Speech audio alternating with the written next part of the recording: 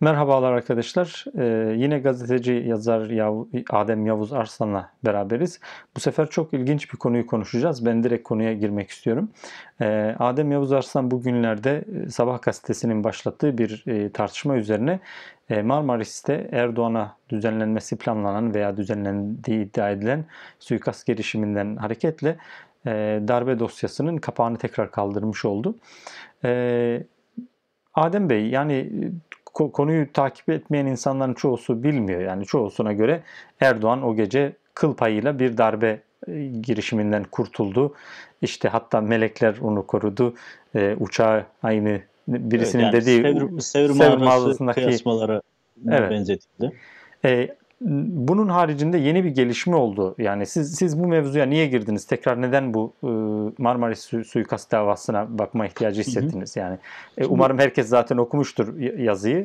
TR724'te bulabilirler ama siz niye girdiniz? Bir açıklar mısınız tekrar?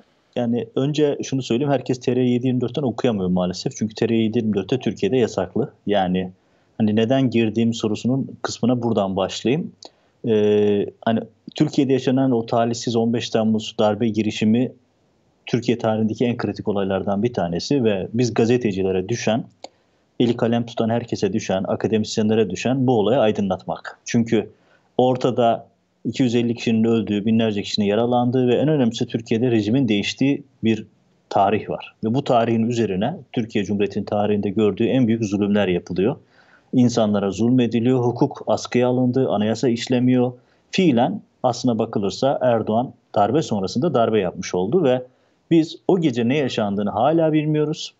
O gece yaşananlara dair ortada çok fazla soru işareti var.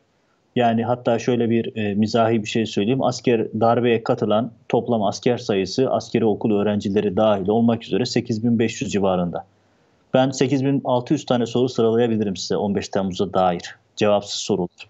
Bunlar aylardır anlatmaya çalışıyoruz, yazmaya çalışıyoruz. Bir avuç gazeteci ısrarla sorguluyoruz. Çünkü gazeteci olarak bize düşen görev bu. Gazeteci toplum adına bunları sormak zorunda, tarih adına sormak zorunda. Çünkü sonuçta gazetecilerin uluslararası tanım içerisinde tarihin eşik bekçisi olarak tanımlanan bir ifade daha var. Şimdi neden Marmaris? Marmaris olayı 15 Temmuz hadisesinin en kritik aşaması. Yani sonuçta siz Erdoğan'a karşı bir askeri darbe yapıyorsanız en önemli aşamanızın ne olması gerekir? Yani bunu bırakın kurmay subayı, yoldan geçen herhangi birine sorsanız, yani kime karşı darbe yapıyorsunuz? Erdoğan'a karşı. En kritik aşama nedir bu darbede? Erdoğan'ı almaktır, değil mi? Yani ya da kabine üyelerini toplamaktır. Mesela 15 Temmuz'da gözaltına alınmış bir tane siyasi yok. Yani bırakın Erdoğan'ı, bir tane ilçe başkanı yok. Bakan yok, başbakan yok, siyasi yok. Hiç kimse yok. Yani sorulardan bir tanesi de bu. Ya bu nasıl bir darbe ki bütün siyasiler televizyonlarda? Şimdi Marmaris'i neden açtık? Marmaris 15 Temmuz senaryosunun en büyük kara deliklerinden bir tanesiydi. Çünkü yani 15 Temmuz senaryosu diyorum çünkü ortada bize dayatılan bir senaryo var. Yani hükümetin bir senaryosu var Erdoğan'ın. O resmi senaryo. Erdoğan'ın böyle meşhur bir konuşması var, bir otelden çıkışı yayınlanmadı filan Evet, şeysi var. yayınlanmadı. Mesela o görüntünün neden yayınlanmadığı hala cevapsız. Yani deniyor ki görüntü kalitesi iyi değildi. Ya pardon, HD seviyesinde film çekmiyorsunuz. Bu bir darbe girişimi. Yani ortada bir olağanüstülük var. Yani diyor ki ve bunu yayınlamayan Anadolu Ajansı. Başındaki kişi kim? Şenol Kazancı, Erdoğan'ın sağ kolu danışmanlarından, bütün o mahrem arsa ihale işlerinin içerisinde yer alırken bir anda Anadolu Ajansı'nın başına götürülen Şenol Kazancı. Yani Şenol Kazancı Erdoğan'dan habersiz nefes almaz. Şimdi böyle bir yapıda bu isimler yayınlamadı mesela. Neden? Bu bir. Bunu şey yapalım. İkinci bir görüntü, çokça kullanılan bir görüntü de havaya ateş atan, yani helikoptere ateş açtığına inandığımız polis görüntüleri var. Veya koruma görüntüleri otelin çevresinde. Bir de otele doğru gelirken çeşitli güvenlik kameralarında yakalanan sönmez ateşin, yani oraya gelen suikast Evet. timinin görüntüleri var. Ve Erdoğan İstanbul'da saat 3.30 gibi yaptığı bir basın toplantısında kıl payı bir suikast girişiminden kurtuldum. Yani ben gittikten 15 dakika sonra oteli bastılar dedi. Bizdeki temel intiba bu ve bu çok net bir hikaye söylüyor. Siz ne söylüyorsunuz şimdi mesela? Şimdi bu Erdoğan'ın söylemi, hükümetin söylemi ve Erdoğan elindeki o korkunç propaganda söylemi sayesinde, propaganda makinesi sayesinde tek gerçekmiş gibi dayatılıyor. Ama çok büyük boşluklar var. Birinci temel boşluk şu. Yani dört işlem bilen herkes şunu anlayabilir. Erdoğan'ın otelden ayrıldığı saat belli. Uçağın havada olduğu saat belli. Bunun için böyle çok kozmik bilgiye ihtiyaç yok. İnternet kullanan herkes Erdoğan'ın uçağını kalktığı andan İstanbul'a indiği ana kadar görebilir. Ben de o akşam gördüm. Bu çok basit. Yani havacılığa merakınız olsun olmasın bunu görürsünüz. Çünkü bu servisi sağlayan internet siteleri var. Yani ben bunları daha önce gördüm. O uçağın nerede olduğunu o anda ben görebiliyorum ama ne hikmetse darbeciler göremediler. Şimdi uçağın İstanbul'a indiği saat belli. Bunları söyleseniz mesela hani uçak. Söyleyeceğim. Tek Heh, tek sırasıyla gideceğim. Yani şeyi karıştırmak istemiyorum. Kronolojiyle gitmek istiyorum. Birazdan geleceğim oraya. Gökhan Sönmez Ateş komutasındaki o kuvvetlerin Çiğli'den kalkıp Marmaris'e gittikleri saat belli. Aradaki boşluk kapatılabilecek bir boşluk değil. Yani suikast timi denen kişiler Erdoğan Marmaris'ten ayrıldıktan sonra gidiyorlar. Şimdi daha birinci dakikada şunu sormanız lazım. Ya bu nasıl bir suikast timi ki? Hedef yok yerinde. Yani siz onu öldürmeye gidiyorsunuz ama hedef gitmiş zaten ve televizyonlarda konuşuyor. Ve siz hiçbir şey yokmuş gibi Marmaris'e oteli basmaya gidiyorsunuz. Bir avuç adam. Ya bir avuç adam ya şimdi Cumhurbaşkanı'nın koruma ordusu var. Yani Cumhurbaşkanı'nı koruyan bir ordu var yani. Ben Ankara temsili yaptım. Yıllarca bu insanlarla seyahat ettim. Yani Erdoğan'ın Cumhurbaşkanı, Erdoğan ya da Gül ya da başkası fark etmez. Cumhurbaşkanlığı koruması olan bir ordu var Türkiye'de. Ve bunun içerisinde özel harekatçılar var, özel yetişmiş insanlar var. Şimdi bunlar var ve bir avuç adamla helikopterle siz Cumhurbaşkanı'na sözüm ona suikaste gidiyorsunuz veya gözaltına almaya gidiyorsunuz. orası da müphem değil mi? Yani Yani suikast bu çok iddiası var, tutuklama bambaşka bir iddiası var. şey var. Şimdi şöyle yapalım mı İsmail Bey? Kafayı karıştırmadan yani bir olayı kronolojik olarak gitmeye çalışalım. Neden ben ilgileniyorum? Önce şunu çok izah edeyim. Bir gazeteci olarak bize düşen görev bütün sansür ortamına rağmen 15 Temmuz'u aydınlatmak. Çünkü darbe insanlığa karşı bir suçtur. Bunu çok net olarak söylüyorum. 15 Temmuz günü köprüye çıkan ilk askeri gördüğümden bu yana şunu söylüyorum. Darbe kabul edilebilir bir şey değil. Nereden ve kimden gelirse gelsin izah edilebilir, kabul edilebilir, tevil edilebilir, makul göstermeye çalışılabilir bir şey değildir. Kesinlikle altını çizelim, üstünü çizelim, gerekse yanına yıldız koyalım. Ben bu konuda çok netim. Yıllarca Ergenekon davalarını takip ettim. Neden? Ardıya kalmış olduğum için. Şimdi 15 Temmuz'da neden bu kadar ısrarla gidiyorum? Çünkü 15 Temmuz'da bize dayatılan senaryo delik deşik bir senaryo. Akla mantığa uymuyor. Hani Anadolu'dan tabirle boşa koysan olmuyor, doluya koysan olmuyor. Çünkü yok. Yani mantığa uymayan bir sürü olay var. Şimdi Marmaris bunların en kritik olanlarından bir tanesiydi. 21 ay sonra Sabah gazetesi çıktı dedi ki orada ikinci bir suikast timi vardı. Hani bizim tabirle günaydın dedik. Yani neden? Çünkü ben aylarca yazdım. Başka gazeteciler yazıyor. Bugünlerde şahsen tanımıyorum ama çok takdir ediyorum. Ece Sevim Öztürk diye bir gazeteci çıktı. Bütün bunları didik didik ediyor.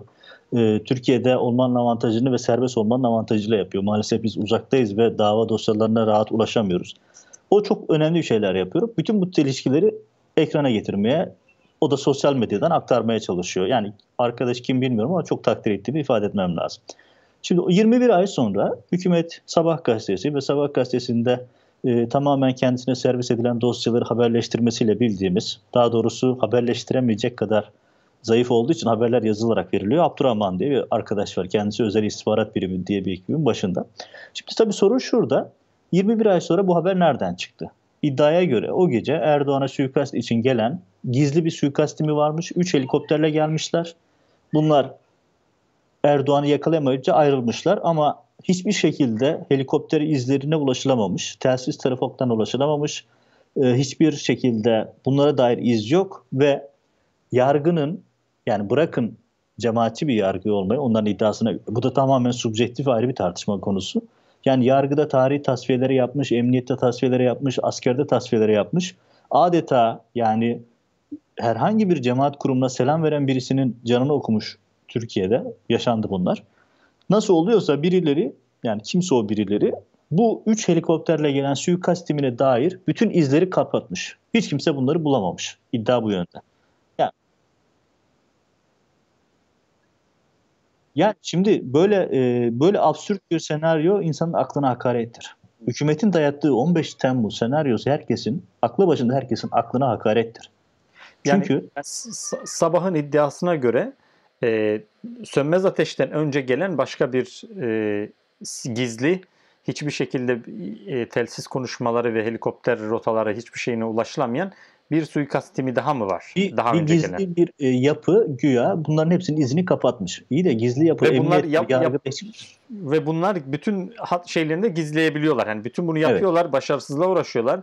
Bunlar bütün izlerini gizliyor. Sönmez Ateş'in ekibi geliyor, kapak gibi ortada kalıyor ve onlar tutuklanıyor gibi bir şey mi var? Buradaki soru şu. Ve Burada bunu büyük bir 21 ay komplo sonra var. öğreniyoruz. Burada büyük bir komplo var. Çünkü Sönmez Ateş bunu ilk günden bu yana söylüyor. Yani şimdi maalesef Türkiye'de gazetecilik yapılmadığı için hiç kimse mahkeme ifadelerine bakmadı. Bu adamların ifadelerine bakmadı. Gökhan Şahin Sönmez Ateş'in ve o timdeki herkesin söylediği bir şey var. Ya biz tuzak kuruldu bize diyorlar. Biz Çiğli'de bekliyoruz diyor. Bize verilmiş bir talimat var. Gidin, bize söylenen, yani o gün askerlere söylenen Cumhurbaşkanı'nın korunması meselesi. Kimseye Cumhurbaşkanı suikaste gidiyoruz denmiyor. Zaten dense o birlik gitmez. Çünkü yani bu insanların hepsi özel yetişmiş askerler. 20 tane adamla suikaste gidemezsin. Bir tane helikopter, 2 tane helikopterle. Yani hani diyorum ya, akla aykırı bir durumla karşı karşıyayız. Bu insanlar bu işler için yetiştirilmiş askerler. Bunu sivile söyleseniz size ya iyi misiniz der. Yani böyle şey mi olur? Şimdi burada ne oldu? Şimdi neden sabahın 21 ay sonra ortaya attığı habere itirazım var? Bir kere kardeşim, Gökhan Sönmez Ateş dahil olmak üzere bütün askerler şunu söylüyordu. Biz oraya çatışma amaçlı gitmedik. Biz çatışma amaçlı gitmiş olsak, yani Erdoğan'a suikast yapmak istesek biz gitmeyiz. Çünkü bu bir askeri teamüller ve askeri operasyon mantığı açısından yanlış bir şey. Kaldı ki diyor, F-16'lar var, gelişmiş füzeler var. Kaldı ki Erdoğan'ın konakladığı otelin hemen yanında Türkiye'nin en büyük deniz üssü var. Aksaz deniz üssü var. Ve eğer Erdoğan'a yönelik bir operasyon yapılacaksa burasını kullanırdı zaten diyor. Şimdi bizi gönderdiler. Ya Erdoğan kalkmış gitmiş zaten. Marmaris'te değil. Televizyonlarda insanlar çıkmış. Erdoğan FaceTime yapmış. FaceTime yaptıktan sonra insanları meydana çağırmış. Orada kendi diyaloğu var. Diyor ki evet, ben meydanlara ben de geliyorum diyor. Erdoğan'ın uçağı kalkmış İstanbul'a gidiyor. Erdoğan'ın uçağı kalktıktan tam 31 dakika sonra Marmaris'teki heyet, Gökhan Ateş, Çiğli'deki heyet harekete geçiyor. Şimdi bütün bunların hepsinin bir izahı yok. Diyor ki bütün bu sanıklar, burada bize bir tuzak kuruldu. Biz defaatle hazırlandık, helikoptere bindik, indik, görev iptal edildi, tekrar verildi, iptal edildi, tekrar verildi. Burada bize bir tuzak kuruldu. Biz geldiğimizde zaten çatışma yaşanmıştı. Burada bir şeyler olmuştu. Şimdi, ve dolayısıyla bizi yerdeki polislerle çatışmaya getirmek için bir komplo kuruldu. Hani Erdoğan'a yönelik bir suikast senaryosu var ya. O senaryoyu gerçekçi kılabilmek için biz tuzağa çekildik. Bizi buraya bilerek tuzağa düşürdüler şeklinde savunmaları var. Şimdi adamlar bunu ilk günden böyle söylüyor. Gökhan Şanmaz Ateş diyor ki ben darbeciyim kardeşim diyor. Ben darbe yapmaya kalktım diyor. Bunu şundan söylüyor. Yani bu insanlar şunu inkar etmiyor. Evet, yaptığımız bir illegalite, bir işlemdi ama adam diyor ki ama diyor bana saatlerce Çiğli'de bekleten ve sonra Erdoğan ayrıldıktan sonra Marmaris'e gönderenler diyor bu darbedeki kumpası kuran kişilerdir diyor. Şimdi Semih Terzi öldürülmüş. Hani en kritik adamlardan biri olduğunu varsayalım. Sönmez Ateş'e bu Emir darbe verdiği söylenen kişi. yani, evet. Sönmüş. Erdoğan ayrılmış. Televizyonlarda var, canlı yayınlar var. Bütün siyasiler ekranlarda ama bir grup asker dünyadan habersiz bir şekilde Marmaris'e gidiyor. Yani bu senaryonun elle tutulur bir tarafı yok. Şimdi başa dönüp sırasıyla devam edelim. Yani o step by step gidelim. Çünkü resmi anlaşılabilir hale getirmek lazım. Şimdi Sabah gazetesinin iddiasına göre böyle bir tim var ve bu time dair her şey saklandı. Peki ne beklersiniz bu durumda? Ya sizin elinizde her şey var. Bakın, Türkiye şunları da gördü. Bir üniversite öğrencisi gözaltına aldı ve tutuklandı. Hikayesi neydi? Okuyorsunuz. Yazıda da koydum bunu. Çöpten Fethullah Gülen'e ait bir kitap çıkıyor. Hitler döneminin hikayesinin benzeri. Kitabın üzerinden parmak izi incelemesi yapıyorlar. Düşünebiliyor musunuz hassasiyeti? Kitabın üzerindeki parmak izi incelemesinden sonra bir tane kızcağızı, yanlış hatırlamıyorsam Konya'daydı, tutukluyorlar terör örgütü üyesi diye. Şimdi kitabın üzerindeki parmak izi incelemesini yapma hassasiyetini gösteren yargı helikopterle gelen suikast timini 21 ay boyunca bulamıyor. Yani hani bir insanın aklıyla dalga geçmeyin diye hep söylüyorum. Yani bunlar kabul edilebilir şeyler değil. Şimdi en başa gidelim. Bakın şimdi 15 Temmuz'dan öncesine bir gidelim. Şimdi ifadelerde diyor ki Erdoğan 15 Temmuz'dan önce diyor bir anda diyor şeye karar verdik. Tatil yapmaya, Marmaris'e gitmeye karar verdik. Dolayısıyla diyor her şey ansızın gelişti. Şimdi resmi söylem bu. Erdoğan ansızın tatil yapmaya karar verdi. Şimdi bakalım öyle mi olmuş? 9'unda mı öyle bir şey? Hayır, 11'inde diyor ki Serkan Yazıcı, malum kaldığı otelin sahibi, 11'inde diyor ansızın karar verdi ve biz şey yaptık, tatile karar verdik, bizim orası planlandı diyor. Şimdi bir de ona geçmeden önce şunu tekrar bir hatırlatayım. Bakın, 15 Temmuz darbe planı, darbe girişiminin darbe planı hala yok. Hı hı. Veya Yani bakın, açıklanmadı. Evet. hayır yok. Neden yok? Çünkü bir yok. Yani bir şekilde darbe planı olmuş ortaya şu ana kadar çoktan çıkardı. İkincisi Ankara Cumhuriyet Savcılığı, bunu ben çok yazdım, çizdim, çok anlattım sosyal medyada. Ya bakın, askerde A kışlasından B kışlasına gitmek için bile komşu kızla, ben de yedek subaylık yaptım 28 Şubat'ta. Defaatle böyle şeylerin planını yaptık. Sonuçta askerlik böyle bir şey. Darbe yapıyorsunuz ama darbenin planı yok. Yani şimdi bunu kime nasıl izah edeceksiniz? Sizin buradaki iddianız, bunu söyleyen çok vardı. Darbe planı var ama açıklanmıyor mu? Darbe planı yok çünkü bir darbe yok aslında. Hı. Çünkü ortada bir darbe yok. Neden darbe planı yok? Çünkü Ankara Cumhuriyet Başsavcılığı'nın hazırladığı bir iddianamede de diyor ki, tam ifadesini de söyleyeyim size. Darbecilerin, diyor ki Ankara Cumhuriyet Başsavcılığı 15 Temmuz için dört dörtlük bir darbe planına ulaşılamamıştır diyor. Darbecilerin amacı darbe yaparak ülke yönetimini ele geçirmek değil, Erdoğan'ı öldürüp kaos çıkarmaktır diyor. Şimdi bütün plan buymuş 15 Temmuz'a dair. Şimdi bunu nasıl izah edeceksiniz? Yani plansız darbe mi olur? Yani şimdi mesela bu darbenin neden planı olmadığını biri bana izah etmesi lazım.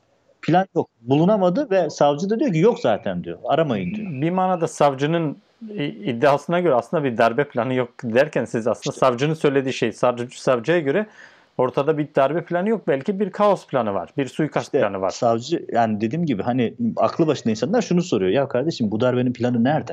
Yani şimdi sonuçta bir askeri darbe planlıyorsanız, Türkiye için hani darbe planı, Amerika'da bu soruyu sorsanız insanlar size şöyle karşılarlar. Askeri darbe nedir ki diye bakar. Çünkü böyle bir kültürleri yok. Ama Türkiye askeri darbeleri her 10 yılda bir yaşamış. Daha somut örnekleri önümüzde duruyor. Bizim jenerasyon yaşayarak hatırladı. Yeni jenerasyon kitaptan okuyor. Öncekiler zaten alıştılar. 10 yılda bir gördüler.